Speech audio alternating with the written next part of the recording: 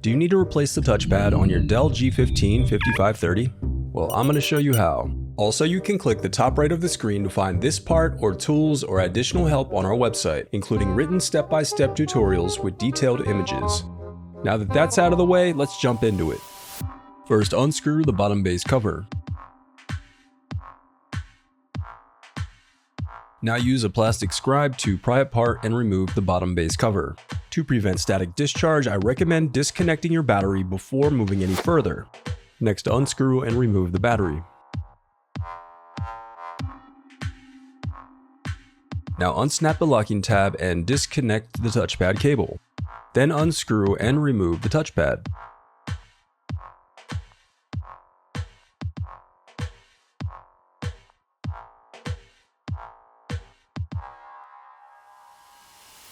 The reassembly of your laptop is as simple as following your steps in reverse.